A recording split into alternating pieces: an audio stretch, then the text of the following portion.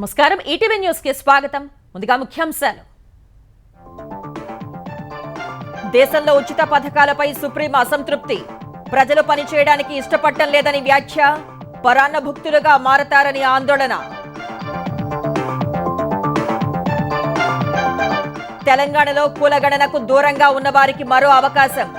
BC రిజర్వేషన్లు తేలిన తర్వాతే స్థానిక ఎన్నికలు పెట్టేలా భట్టి సంకేతాలు.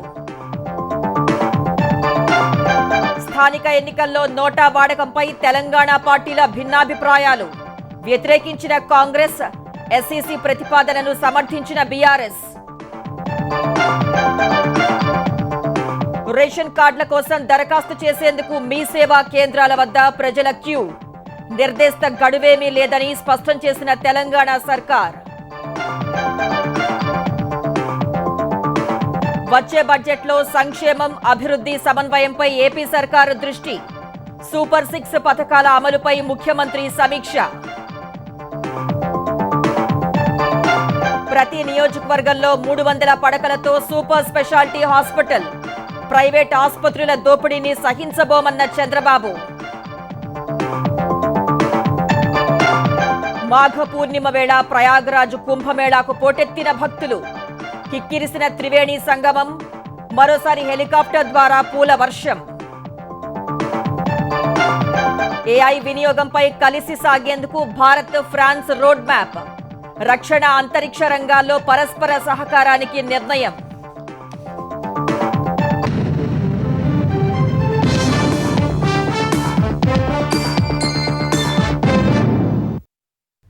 దేశంలో ప్రజలకు ఇస్తున్న ఉచిత పథకాలపై సుప్రీంకోర్టు తీవ్ర అసంతృప్తి వ్యక్తం చేసింది.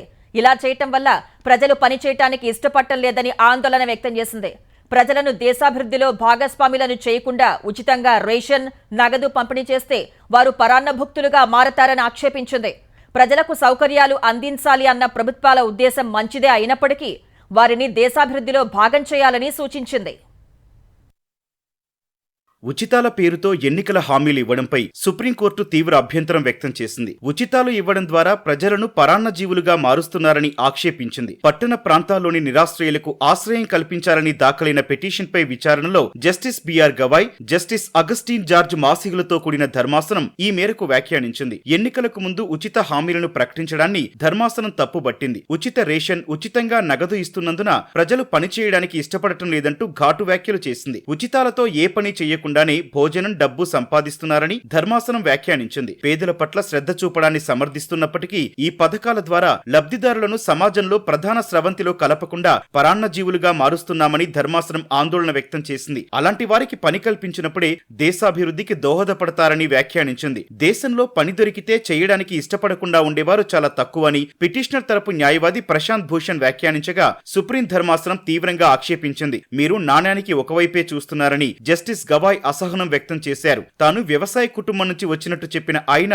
ఉచిత పథకాల కారణంగా మహారాష్ట్రలో పొలం పనులకు కూలీలు దొరకడం లేదని గుర్తు చేశారు. ఈ దశలో పట్టణ ప్రాంతాల్లో పేదరిక నిర్మూలన కోసం కేంద్రం కృషి చేస్తోందని, పట్టణ ప్రాంత పేదలకు ఇల్లు కట్టించేందుకు యత్నిస్తోందని అటార్నీ జనరల్ ఆర్ వెంకటరమణి కోర్టుకు తెలిపారు. ఇందుకు స్పందించిన ధర్మాసనం పట్టణాల్లో పేదరిక నిర్మూలనకు ఎంత సమయం పడుతుందో కేంద్రం నుంచి తెలుసుకుని చెప్పాలని అటార్నీ జనరల్ ను ఆదేశించింది. ఇల్లు లేని పేదల వివరాలను తమకు సమర్పించాలని స్పష్టం చేసింది. తదుపరి విచారణను 6 వారాలకు వాయిదా వేసింది. తెలంగాణలో స్థానిక సంస్థల ఎన్నికలు మరింత ఆలస్యమయ్యే అవకాశం కనిపిస్తోంది. కులగణనలో పాల్గొనని వారి వివరాలు సేకరించేందుకు ఈ నెల 16 నుంచి 28 వరకు మరో అవకాశం ఇవ్వాలని ప్రభుత్వం నిర్ణయించింది. సర్వేలో పాల్గొనని 3.1% ప్రజలు తమ వివరాలు ప్రభుత్వానికి తెలియజేసేందుకు మరో అవకాశం కల్పిస్తున్నట్లు తెలంగాణ ఉప ముఖ్యమంత్రి భట్టి విక్రమార్క ప్రకటించారు. బీసీల చిరకాల డిమాండ్ అయిన 42% రిజర్వేషన్లపై మార్చి మొదటి వారంలో కేబినెట్లో తీర్మానం చేస్తామన్న ఆయన శాసనసభలో బిల్ను ఆమోదించి కేంద్రానికి పంపుతామని తెలిపారు. కేంద్రంపై ఒత్తిడి తెచ్చి పార్లమెంట్లో ఆమోదానికి కృషి చేస్తామన్న విక్రమార్క ఓబీసీల రిజర్వేషన్ల కోసం ప్రధానమంత్రి, కేంద్ర పెద్దలతో పాటు వివిధ పార్టీల నాయకులను కలిసి మద్దతు కూడగడతామని చెప్పారు. స్థానిక ఎన్నికల్లో బీసీలకు 42% రిజర్వేషన్లు కల్పించడం తమ ప్రభుత్వ లక్ష్యమన్న భట్టి ఈ విషయంలో విపక్షాలు రాజకీయాలకు అతీతంగా మద్దతు పలకాలని కోరారు. జనాభాలో 50% పైగా ఉన్న బీసీలకు న్యాయం చేయాలి అనేది తమ ప్రభుత్వ ఆలోచన అని పేర్కొన్నారు.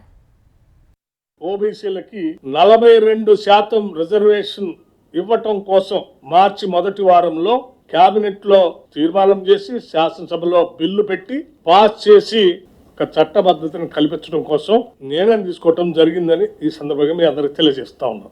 ఈ పాస్ చేసినటువంటి బిల్లుని కేంద్ర ప్రభుత్వానికి పంపిస్తాం. కేంద్ర ప్రభుత్వం మీద ఒత్తిడి తీసుకొని వచ్చి బిల్లుని పార్లమెంట్ లో కూడా ప్రవేశపెట్టి దీని మీద ఆమోదం పొందడం కోసం మేము చేయాల్సిన ప్రయత్నం అంతా చేస్తాం. దశాబ్దాల ఓబీసీల చిరకాల వాంఛైనటువంటి 42% రిజర్వేషన్ ని స్థానిక సంస్థల్లో తీసుకొని రావటం అనేది మా అందరి ముందున్నటువంటి బలమైన కోరిక, లక్ష్యం కూడా. తప్పనిసరిగా విజయం సాధిస్తామనే నమ్మకం కూడా మాకుంది. రిజర్వేషన్ తేల్చి వాళ్ళకి న్యాయం చేయాలనేదే మా ఆలోచన. తెలంగాణలో జరగనున్న స్థానిక సంస్థల ఎన్నికల్లో నోటా వినియోగంపై రాజకీయ పార్టీలు భిన్నాభిప్రాయాలు వ్యక్తం చేశాయి. నోటాపై రాజకీయ పార్టీలతో రాష్ట్ర ఎన్నికల సంఘం నిర్వహించిన సమావేశానికి Congress, BJP, BRS, TDP, MIM, CPM, Janasena నేతలు హాజరై తమ అభిప్రాయాలు తెలియజేశారు. నోటాను అభ్యర్థిగా పరిగణించడాన్ని వ్యతిరేకించిన కాంగ్రెస్ ఏకగ్రీవమైన చోట ఎన్నిక నిర్వహించడం ఖర్చుతో కూడిన అంశమని పేర్కొంది. నోటాను అభ్యర్థిగా పరిగణించడాన్ని సమర్థించిన బీఆర్ఎస్ అప్పుడు ఏకగ్రీవ ఎన్నిక కోసం బెదిరింపులు, బల ప్రదర్శన చేసే అవకాశం ఉండదని తెలిపింది. ఏకగ్రీవ ఎన్నికలపై సుప్రీంకోర్టులో కేసున్నందున అభిప్రాయం చెప్పలేమన్న బీజేపీ నోటాపై రాష్ట్ర ఎన్నికల సంఘం నిర్ణయం తీసుకోలేదని పేర్కొంది. పంచాయతీ ఎన్నికలు రూల్స్ ప్రకారమే నిర్వహించాల్సి ఉంటుందని స్పష్టం చేసింది. నోటాతో ఎన్నిక ఉండాలని సుప్రీంకోర్టు ఇప్పటికే చెప్పిందన్న సిపిఎం అభ్యర్థి కంటే నోటాకు ఎక్కువ ఓట్లు వస్తే మళ్లీ ఎన్నిక పెట్టొద్దని తెలిపింది. నోటాపై అభిప్రాయాన్ని 2 రోజుల్లో చెబుతామని టీడీపీ చెప్పగా ఒకే అభ్యర్థి ఉన్న చోట కూడా నోటా ఉండాలని జనసేన సూచించింది. కొత్త రేషన్ కార్డుల కోసం దరఖాస్తుల స్వీకరణ నిరంతరం కొనసాగుతుందని తెలంగాణ పౌర సరఫరాల శాఖ తెలిపింది. ప్రభుత్వం పౌర సరఫరాల శాఖ మంత్రి ఉత్తమ్ కుమార్ రెడ్డి ఆదేశాల మేరకు కొత్త రేషన్ కార్డుల కోసం దరఖాస్తుల స్వీకరణకు నిర్దేశిత గడువు ఏమీ లేదని ఆ శాఖ అధికారులు స్పష్టం చేశారు. కొత్త కార్డులు కావాలి అనుకునేవారు ఒక్కసారే మీ సేవా కేంద్రాలకు వెళ్లాల్సిన అవసరం లేదని సూచించారు. ఇప్పటికే కులగణన, ప్రజాపాలన, ప్రజావాణిలో లేదా మీ సేవా కేంద్రాల్లో దరఖాస్తు చేసుకున్న కుటుంబాలు మళ్లీ దరఖాస్తు చేయాల్సిన అవసరం లేదని పౌర సరఫరాల శాఖ స్పష్టం చేసింది. ఆ దరఖాస్తుల అర్హతలపై నిశిత పరిశీలన జరుగుతోందన్న ఆ శాఖ అధికారులు ప్రస్తుతం మీ సేవా కేంద్రాల్లో దరఖాస్తుల స్వీకరణ కొనసాగుతోందన్నారు. హైదరాబాద్ సహా పలు జిల్లాల్లోని మీ సేవా కేంద్రాల్లో రేషన్ కార్డుల కోసం దరఖాస్తులు ఇచ్చేందుకు పెద్ద సంఖ్యలో ప్రజలు తరలి వెళ్తున్న వేళ పౌర సరఫరాల శాఖ ఈ మేరకు వివరించింది. మీ సేవా కేంద్రాల్లో దరఖాస్తు చేసుకున్న వారు అక్కడ ఇచ్చే రసీదును జాగ్రత్తగా పెట్టుకోవాలని సూచించింది. 2025-26 ఆర్థిక సంవత్సరానికి బడ్జెట్ను ఈ నెల 28న ప్రవేశపెట్టనుండగా పదుపై సీఎం చంద్రబాబు సమీక్షించారు. ఉండవల్లిలోని తన నివాసంలో ఆర్థిక మంత్రి పయ్యావుల కేశవ్ ఉన్నతాధికారులతో సమీక్షించిన చంద్రబాబు ఈ ఏడాది సూపర్ 6 పథకాలు అమలు చేయనున్నట్టు ప్రకటించినందున బడ్జెట్లో అందుకు తగ్గ కేటాయింపులపై చర్చించినట్టు తెలుస్తోంది. తల్లికి వందనం, అన్నదాత సుఖీభవ, ఉచిత బస్సు వంటి పథకాలను ఈ ఏడాది ప్రారంభించాలని నిర్ణయించినందున సంక్షేమ పథకాలు, అభివృద్ధి కార్యక్రమాల మధ్య సమన్వయంపై చంద్రబాబు అధికారులతో చర్చించినట్టు తెలుస్తోంది. ఈ మేరకు అధికారులకు దిశానిర్దేశం చేసిన సీఎం గత ప్రభుత్వ విధ్వంస విధానాలతో ఆర్థిక ఆరోగ్య సూచీలో ఏపీ అట్టడుగున ఉంది అనే అంశం ప్రస్తావించారు. భవిష్యత్ ఆదాయాలను కూడా వాడేసిన గత ప్రభుత్వం మూలధన వ్యయం చేయనందున ప్రతికూల పరిస్థితులు ఏర్పడినట్లు సీఎం చెప్పారు. కూటమి ప్రభుత్వం వచ్చిన తర్వాత ఉచిత ఇసుక పాలసీతో ఆదాయం వదులుకున్నట్లు గుర్తు చేసుకున్నారు. అధికారంలోకి రాగానే పింఛన్ల పెంపుతో నెలకు 2,720 కోట్ల అదనపు భారం పడిందని వివరించారు. పోలవరం, అమరావతి వంటి ప్రాజెక్టులకు కేంద్ర సాయంతో కొంత ఊరట లభించిందని ప్రభుత్వ వర్గాలు అంచనా వేస్తున్నాయి. ఆరోగ్య ఆనంద సమాజమే లక్ష్యంగా ప్రణాళికలు రూపొందిస్తున్నట్లు సీఎం చంద్రబాబు చెప్పారు. గుంటూరులో ఏర్పాటు చేసిన కిమ్స్ శిఖర ఆసుపత్రిని ఆయన ప్రారంభించారు. 2000 సంవత్సరంలో కిమ్స్ మొదటి ఆసుపత్రిని ప్రారంభించారన్న చంద్రబాబు 25 ఏళ్లలో 5,000 పడకలతో 5 రాష్ట్రాలకు సేవలు విస్తరించారని సంతోషం వ్యక్తం చేశారు. 1995లో ఐటీ గురించి చెప్పారన్న చంద్రబాబు ఇప్పుడు ఏఐ గురించి చెబుతున్నానని తెలిపారు. ప్రస్తుతం ఏఐ ప్రపంచాన్ని శాసిస్తోందన్న సీఎం రాబోయే రోజుల్లో డేటానే సంపద అవుతుందన్నారు. జెనెటికల్ పరీక్షల ద్వారా ఎలాంటి రోగాలు వస్తాయో తెలుసుకునే అవకాశం ఉందన్నారు. పేదలు అనారోగ్య సమస్యలతో ఆర్థికంగా చితికిపోతున్నారని ఆవేదన వ్యక్తం చేశారు. వైద్య ఖర్చుల్ని తగ్గించాల్సిన అవసరం ఉందన్న సీఎం ప్రైవేట్ ఆసుపత్రులు పరీక్షల పేరిట ప్రజల్ని దోచుకుంటే సహించబోమని స్పష్టం చేశారు. ఏపీలోని ప్రతి నియోజకవర్గంలో 300 పడకలతో స్పెషాలిటీ హాస్పిటల్ ఏర్పాటు చేసే దిశగా ఆలోచన చేస్తున్నామన్న చంద్రబాబు పేదలకు మెరుగైన పాలన అందించేందుకు ఉగాది నుంచి P4 మోడల్ విధానానికి శ్రీకారం చుడుతున్నామని ప్రకటించారు. మెడికల్ కాస్ట్ ఎట్ట తగ్గించాలని ఆలోచిస్తున్నాం. ఈ రోజు పేద కుటుంబాలన్నీ చితికిపోతున్నాయి. ఓసారి ఒక్కొక్క పేషెంట్ కి 60 లక్షలు 70 లక్షలు కోటి రూపాయలు మెడికల్ బిల్లు వచ్చే పరిస్థితి వస్తా ఉంది. చాలా మంది ఆస్తులు అమ్ముకొని కూడా ఓసారి బతుకుతున్నారు, ఒకసారి చనిపోతున్నారు. కానీ చనిపోయిన తర్వాత ఆ ఫ్యామిలీని చూస్తే ఫైనాన్షియల్ గా చితికిపోయే పరిస్థితికి వస్తున్నారు. ఇవన్నీ దృష్టిలో పెట్టుకుని అందరికీ ఆరోగ్య ఖర్చుల్ని ఏ విధంగా తగ్గించగలుగుతామో నేను కూడా ఆలోచిస్తున్నా. ప్రపంచంలోనే కాస్ట్ ఎఫెక్టివ్ హెల్త్ కేర్ ఉంటే అవన్నీ అధ్యయనం చేసి ఇన్సూరెన్స్ ఎట తీసుకురావాలి, ఇవన్నీ కూడా వర్కౌట్ చేయమంటున్నాం. ప్రతి ఒక్క నియోజకవర్గం హెడ్ క్వార్టర్ లో ఒక 300 బెడ్లతో స్పెషాలిటీ హాస్పిటల్ పెట్టి ఎక్కడికక్కడ ఏ పేషెంట్ రావాలన్నా ఒక గంటలో హాస్పిటల్కి వచ్చే వైద్య సదుపాయాన్ని ఏర్పాటు చేయాల్సిన బాధ్యత ఉంది.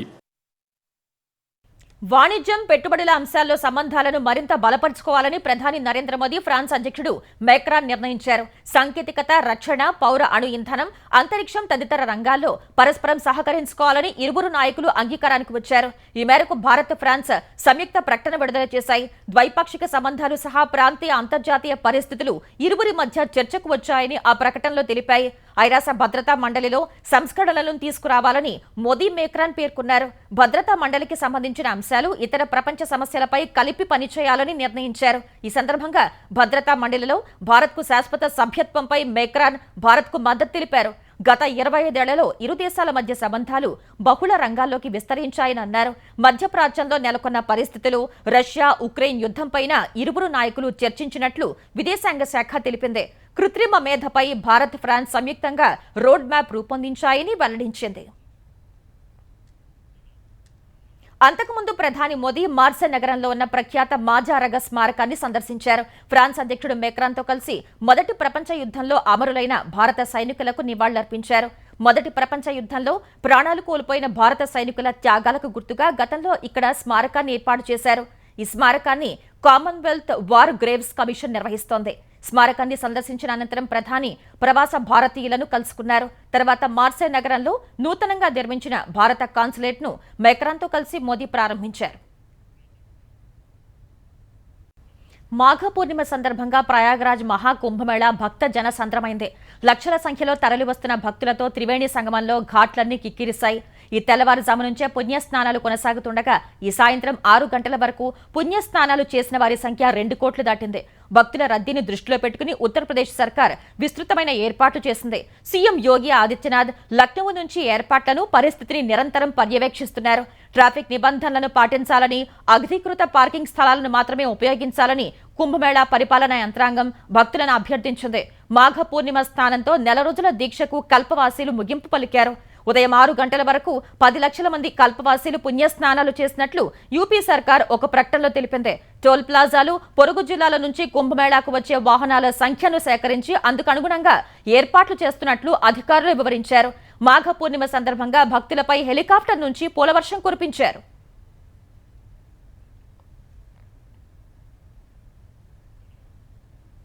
భక్తుల పాలిట కొంగు బంగారం, మేడారం సమ్మక్క సారలమ్మ చిన్న జాతర ఘనంగా ప్రారంభమైంది. తొలి రోజు వేలాదిగా తరలివచ్చిన భక్తులు వనదేవతలను దర్శించుకుని మొక్కులు చెల్లించుకున్నారు. తెలుగు రాష్ట్రాలు సహా మహారాష్ట్ర, ఛత్తీస్గఢ్ నుంచి భారీగా భక్తులు తరలివస్తున్నారు. తొలి రోజు మాఘ శుద్ధ పౌర్ణమి కావడంతో భక్తులు పోటెత్తారు. అర్చకులు వనదేవతలకు ప్రత్యేక పూజలు నిర్వహించి గ్రామంలోకి దుష్ట శక్తులు రాకుండా మామిడాకులతో దిష్టి తోరణాలు కట్టారు. భక్తులు అమ్మవార్లకు పసుపు, కుంకుమ, బంగారం, చీరలు సమర్పించి మొక్కులు చెల్లించుకున్నారు. మేడారం గద్దెల చెంత కన్నెపల్లి ఆలయంలోనూ శుద్ధి నిర్వహించి ధూపదీప నైవేద్యాలు సమర్పించారు. భక్తులకు ఇబ్బందులు తలెత్తకుండా దాదాపు 1000 మంది పోలీసులతో భద్రతా ఏర్పాట్లు చేశారు. ఈ జాతర శనివారం వరకు జరగనుంది. ఉప ముఖ్యమంత్రి పవన్ కళ్యాణ్ కేరళలోని కొచ్చి సమీపంలో ఉన్న శ్రీ అగస్త్య మహర్షి ఆలయాన్ని దర్శించుకుని ప్రత్యేక పూజలు చేశారు. ఈ క్షేత్ర సందర్శనలో పవన్ కళ్యాణ్ కుమారుడు అకీరానందన్, టీటీడీ పాలక మండలి సభ్యుడు ఆనంద్ సాయి ఉన్నారు. జ్వరం నుంచి కోలుకున్న పవన్ కళ్యాణ్ దక్షిణాది రాష్ట్రాల్లో పర్యటిస్తున్నారు. 3 రోజులు కేరళ, తమిళనాడులోని పలు ఆలయాలను సందర్శించనున్న పవన్ దక్షిణ భారత ఆలయాల సందర్శన పూర్తిగా తన వ్యక్తిగత అంశమన్నారు. భక్తుల మనోభావాలు కాపాడాలి అన్నదే తన ఆవేదన అన్నారు. తిరుమల లడ్డూ కల్తీ జరగటం దురదృష్టకరమన్న పవన్ భవిష్యత్తులో కూడా ఎలాంటి తప్పులు జరగకుండా చూసుకోవాల్సిన బాధ్యత ఉందన్నారు. So Lord Balaji is for the entire, for every Hindu, every nook and corner of this nation and the world, and especially from Kerala, a lot of devotees would come. And whatever happened, it is very unfortunate, and people should not seek money from temples and everything. And I felt personally quite bad about it.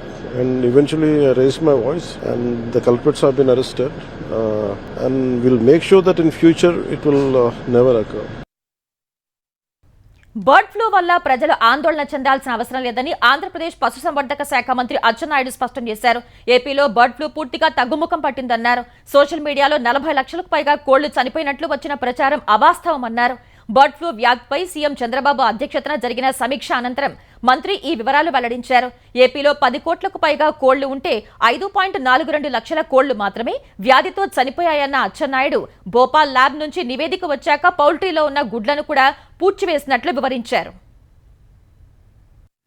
40 లక్షల కోళ్ళు చనిపోతే అవి పూడ్చాలంటే ఎంత పెద్ద గోతులు తవ్వాలి? ఎక్కడ దాపరికం ఉండదు కదా, ఫొటోస్ అయినా బయటకు వస్తాయి కదా. డిపార్ట్మెంట్కి అలర్ట్ చేసి మళ్ళీ ఈ పౌల్ట్రీల్లో ఇంకేమైనా మిగిలిన్నాయా అని చెప్పి పంపిస్తే 14,000 కోళ్ళు ఇంక మిగిలింటే ఒక 340 గుడ్లు ఈ 4 పౌల్ట్రీస్లో ఉంటే అవన్నీ తీసి మనమే చంపి పూడ్చడం జరిగింది. రాష్ట్ర ప్రభుత్వం తరపున స్పష్టంగా హామీ ఇస్తున్నాం, దీని నుంచి ఆందోళన చెందవలసిన అవసరం లేదు, ఇది పూర్తిగా తగ్గుముఖం పట్టింది. విజయవాడ సితారా సెంటర్లో ఏర్పాటు చేసిన జలకన్య ఎగ్జిబిషన్లో అగ్ని ప్రమాదం జరిగి భారీగా ఆస్తి నష్టం సంభవించింది. ఈ మధ్యాహ్నం కశ్మీర్ జలకన్య ఎగ్జిబిషన్లో అంటుకున్న మంటలు ఒక్కసారిగా ఎగిసిపడ్డాయి. అప్రమత్తమైన దుకాణదారులు, ప్రజలు హుటాహుటిన బయటకు పరుగులు తీశారు. ఒక దశలో మంటలు భారీ స్థాయిలో ఎగసిపడగా సమాచారం అందుకున్న అగ్నిమాపక సిబ్బంది 3 యంత్రాలతో అక్కడకు చేరుకున్నారు. చాలాసేపు కష్టపడి మంటల్ని అదుపు చేశారు. గ్యాస్ సిలిండర్ పేలినందునే ప్రమాదం జరిగి ఉంటుందని పోలీసులు అనుమానిస్తున్నారు. అయితే ఎలాంటి ప్రాణ నష్టం జరగనందున అంతా ఊపిరి పీల్చుకున్నారు. ఈ మంటల్లో 20 దుకాణాలు దగ్ధమైనట్టు తెలిపారు. కాంగ్రెస్ ప్రభుత్వం మహిళలకు ఇచ్చిన హామీలు అమలు చేయాలని బీఆర్ఎస్ ఎమ్మెల్సీ కవిత డిమాండ్ చేశారు. మార్చి 8న ఇందిరా పార్క్ వద్ద తెలంగాణ జాగృతి ఆధ్వర్యంలో నిర్వహించనున్న మహిళా శంఖారావం పోస్టర్ను కవిత ఆవిష్కరించారు. ప్రజలకు ఇచ్చిన హామీలను అమలు చేయకపోవడం వల్లే కాంగ్రెస్ అగ్రనేత రాహుల్ గాంధీ వరంగల్కు రాకుండా ఆగిపోయారని చెప్పారు. హామీలు అమలు చేయకపోతే కాంగ్రెస్ నేతలు తెలంగాణలో ఎక్కడా తిరగలేరని అన్నారు.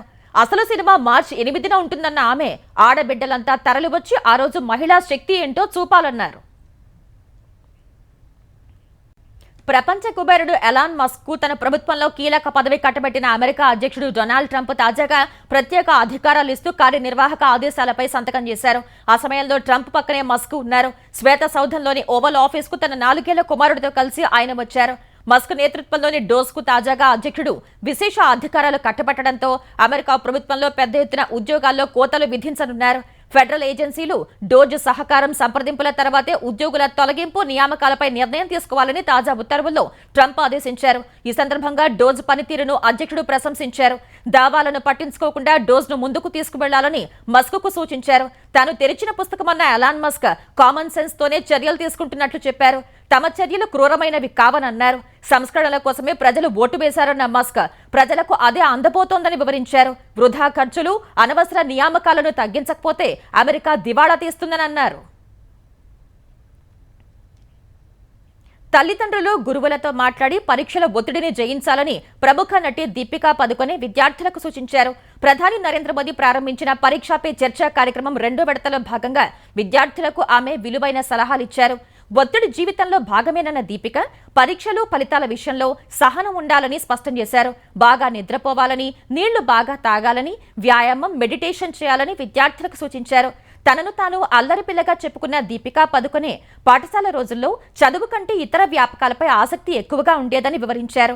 ఫ్యాషన్, డాన్స్, క్రీడల్లో ఎక్కువగా పాల్గొన్నట్లు ఆమె చెప్పారు. అదృష్టవశాత్తు ఎక్కువ మార్కుల కోసం తన తల్లిదండ్రులు ఒత్తిడి చేయలేదని దీపికా వివరించారు. తల్లిదండ్రుల అందరూ తమ పిల్లల్లోని ప్రతిభను గుర్తించాలని సూచించారు.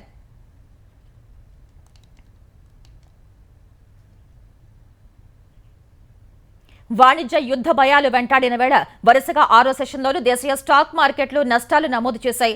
గత సెషన్లో 1018 పాయింట్లు పతనమైన సెన్సెక్స్ నేడు మరో 122 పాయింట్లు క్షీణించింది. ఈ ఉదయం 76,188 పాయింట్ల వద్ద బీఎస్ఈ సూచి ప్రారంభమైంది.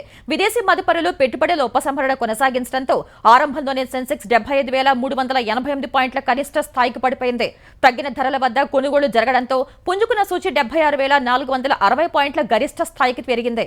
వాణిజ్య యుద్ధ భయాలతో తర్వాత కూడా అమ్మకాలు కొనసాగడంతో చివరకు 76,171 పాయింట్ల వద్ద సూచీ స్థిరపడింది. జాతీయ స్టాక్ ఎక్స్చేంజ్ సూచి నిఫ్టీ 26 పాయింట్లు తగ్గి 23,045 పాయింట్ల వద్ద ముగిసింది.